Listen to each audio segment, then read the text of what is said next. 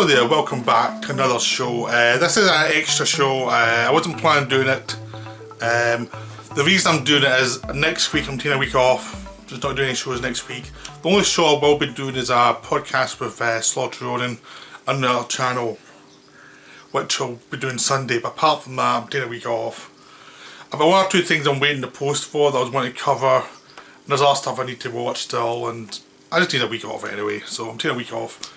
But I thought I didn't want to wait for a fortnight or over another few weeks to cover this. Once I'll cover this, say I'm taking a week off, and then I'll just have a little break. Okay, so this is Chris Marker's The Owl's Legacy, which I'm covering. Now, this is a film that was pretty much abandoned, well, not abandoned, it was made but never really shown properly. I think it's very Chris Marker's like harder to find, you know, bits of work. I mean, Chris Marker, if you don't know, makes all these kind of journal films. Basically, he travels to places like Russia, China, Japan, and he shoots what he sees. He shoots like the demonstrations in America in the 60s, he shoots stuff in Paris, he shoots all over the place. And it's always observations about the culture he's in, what the people like, what are their concerns, and what is life like in this place. Not the cliched propaganda machine thing of what they're, you know, what they're meant to be like. It's what they're actually like and what their actual concerns are, not the big picture stuff. And so, like when we did the riots in America, we did the 60s stuff in America with all those riots going on, he kind of covered the students and he never really went into the politics in a kind of didactic way. It was about why they were fighting, and you can make of it what you would. But he's a terrific director, one of my favourite directors. He's also made Sans Soleil, which I've covered, and La Jetée, which I've also covered, which was the basis for 12 Monkeys. And a variety of time travel movies. But The Owl's Legacy was a film made, it was funded by the NASA Foundation, and they asked him to do something with Greece. He did it, and I don't think they were very keen on what he did, so it was kind of just left. You know, it was it's one of those things, it was made, it was completed, but it wasn't really it was never done properly, it was never released properly, it was never publicised, which is a real shame because this is an amazing bit of work. This is 13 episodes, each episode runs about 25 to 30 minutes long, but there's not an ounce of fat on it, it's just so good. It covers a variety of stuff from ancient Greece to modern Greece, and how the ancient Greece influenced the world.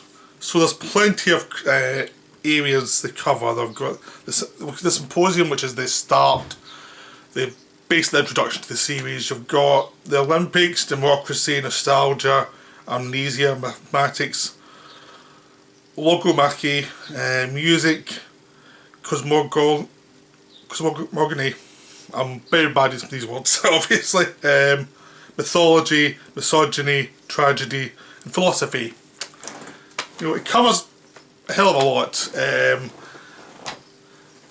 The reason why I want to actually talk about it is how it covers these subjects. It covers in a very humanistic way.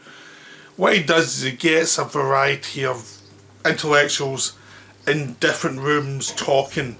So he doesn't just have one set, he's got like 4 or 5 sets in different locations. Like one set are in Greece, another set in Europe, another set in America, and they're talking about Greece and they're talking about the influence of Greece, which means you can cut around to different places to whatever suits them. They do headshot interviews with a lot of people and they explain their philosophy of Greece.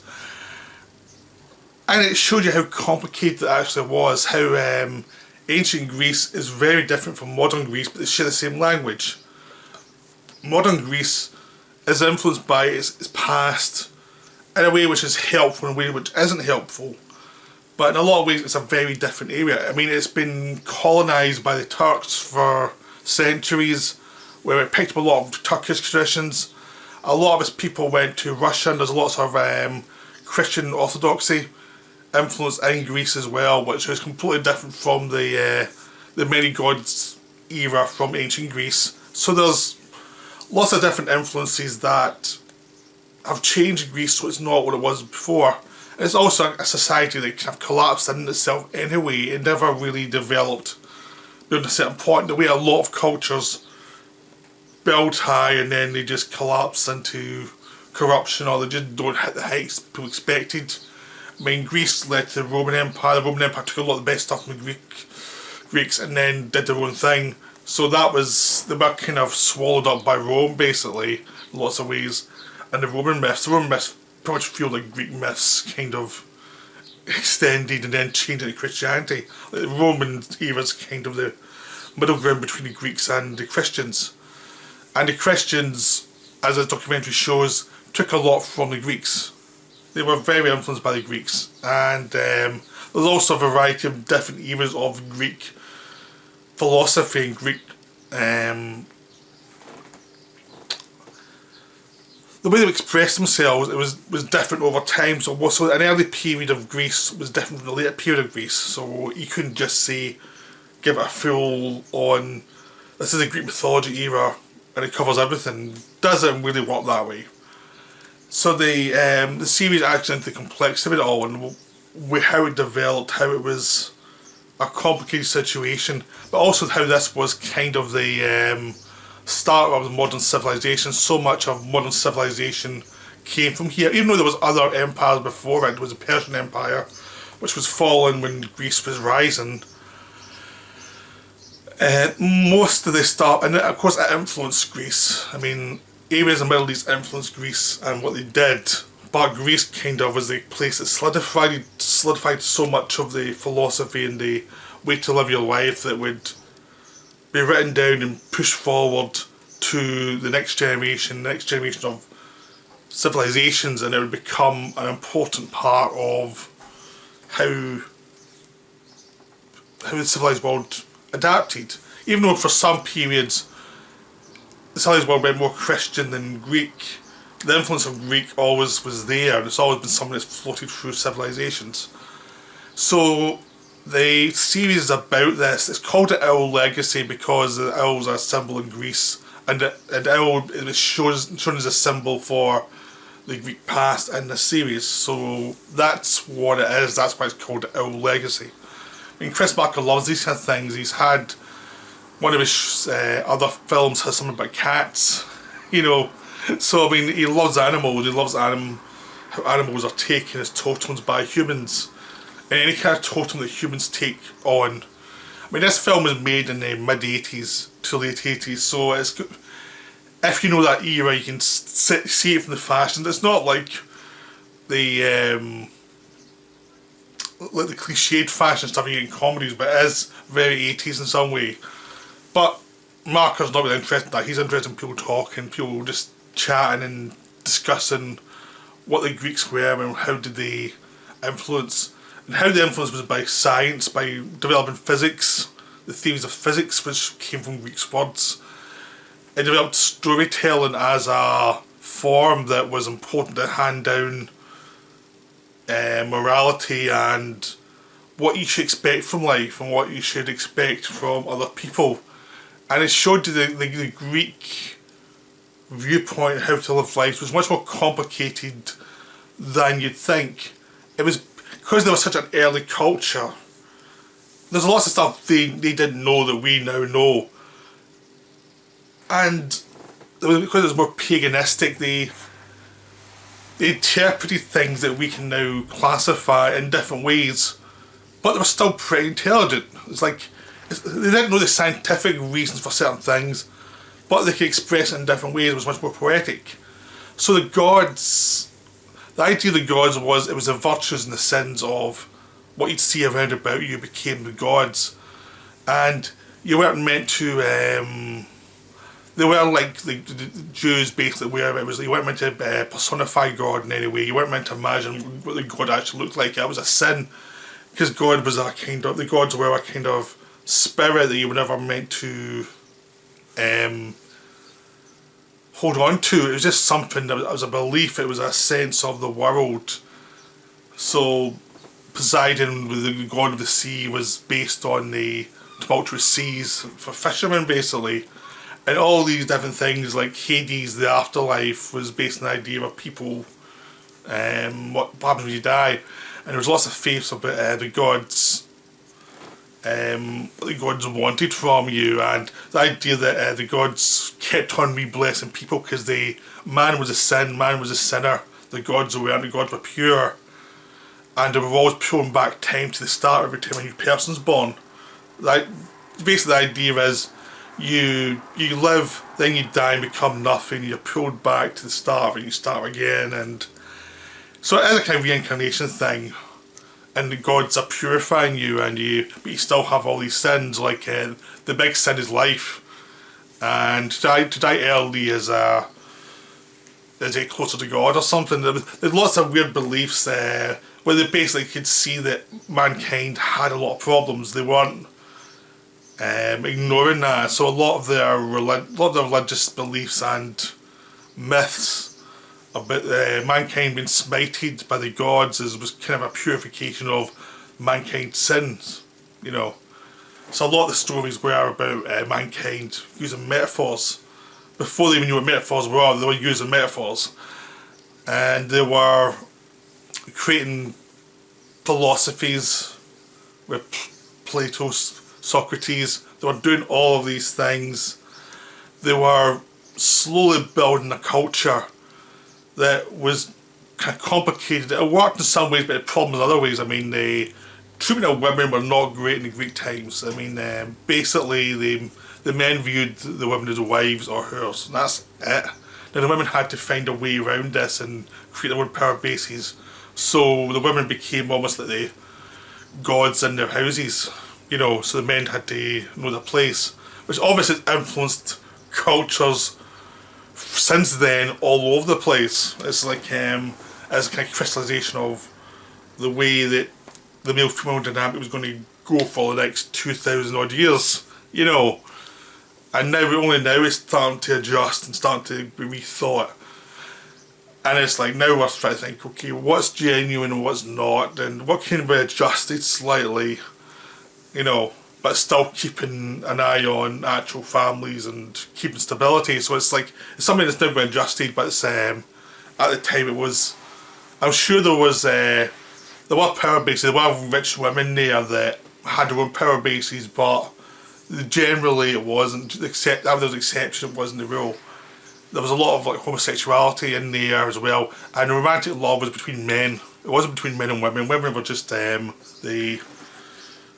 was used to create the offspring. You know, the idealised thing was between men because they were the people pushing their society forward, apparently. So the problems with misogyny and things like that, but they've also using this. They also had slaves. I mean, the Greeks had tons of slaves. I mean, they were like, to them that was just part of the culture. Like, some people were slaves.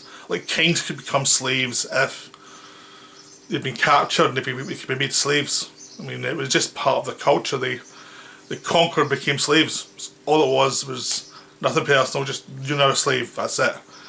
And they just never saw any moral wrong with that. That was just the way the culture worked. The people, the victor came the spoils, and if you were a victor, it gave you a chance to do what you wanted.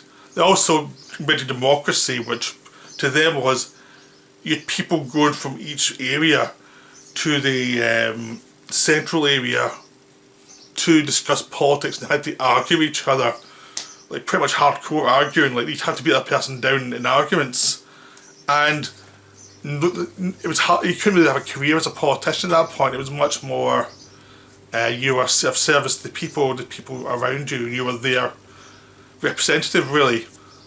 So it really was a democracy more than we get nowadays, where people are voted into power and have jobs there.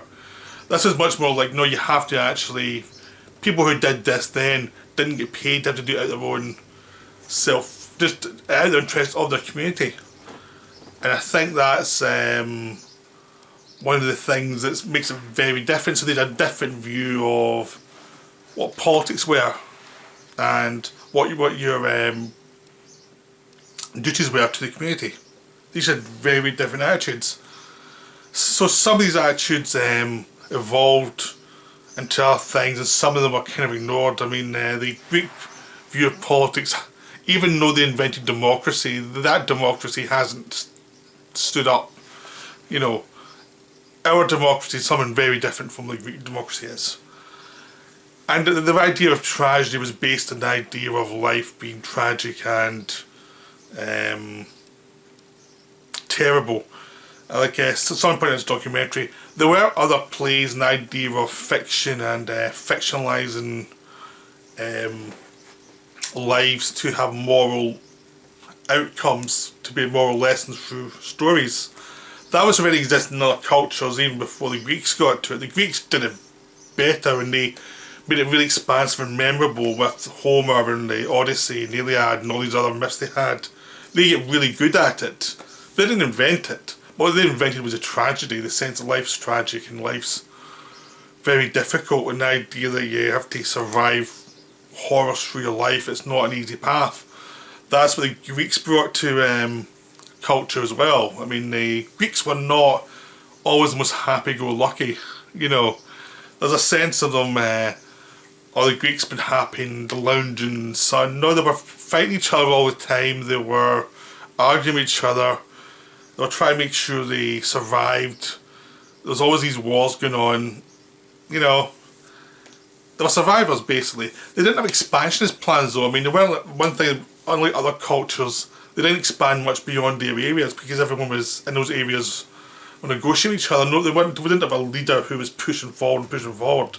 That wasn't their kind of society. And this film covers all that as well. Like, why did they not expand, and why did they just sort of fall into nothingness really eventually, or to be a society that was pretty much occupied? Because at a certain point they were over, but their myths and all their discoveries over a few centuries became the base for human civilization in the West. From then on, that idea of personal responsibility, a kind of liberal view of things of an individual, really. All of that came from the Greeks. Like, the Greeks were individuals who went and did their own thing. You know, that came from the Greeks. They weren't like a culture that was top down where you had kings and you had to be the rules. Well, these were much more, I'll do what I want to do. That was the start of that kind of democracy. Obviously get punished a lot through Christianity because Christianity was much more top down. But it has evolved, it has developed, it has become an influence later on as people went away from that, you know, when they realised that the idea of kings wasn't a good idea, you know, and you needed your own democracy as well. So we've pushed back towards a Greek view a little bit since then. But the thing this documentary is, it's just wonderful. It goes into music, like how did the music evolve in the Greek world, you know, how did science evolve, how did mathematics evolve. All of them over 27 minutes, and each time they just cover certain areas and they deliver on how the stories influence the new generation. So they've named their children after these gods, and it's just as if it's natural. But they the Greeks haven't done anything for so long now that it's like a culture that's been stuck in the past. So it's culture that's floated through different other cultures. Like, you have Elia Kazan in this documentary talking about Greek culture, because he was a Greek who, after the war, ended up moving to America. You know, his family were Greek origins, and it just becomes this story of people who emigrated to Russia. You know, they brought in kings at some point, and that never worked out well for them. So they tried different concepts other people had tried, like kings, and it was just a mess. What they found was no king was better, but they had their problems with like military dictatorships and things like that. And now they've had economic collapses. It's just a country that's just been hammered repeatedly. Every so often they get a brief moment where things go well and then they get hammered again. They just have happened to luck. But this whole basically 6.5, 7 hour film is beautiful. It's really well done. I watched it pretty quickly because once you get started, it's very addictive to go, I'll do another one and another one. It's only 27 to 30 minutes long each one, so it's like, it's easy to watch. And it's so, I would say it's great to watch.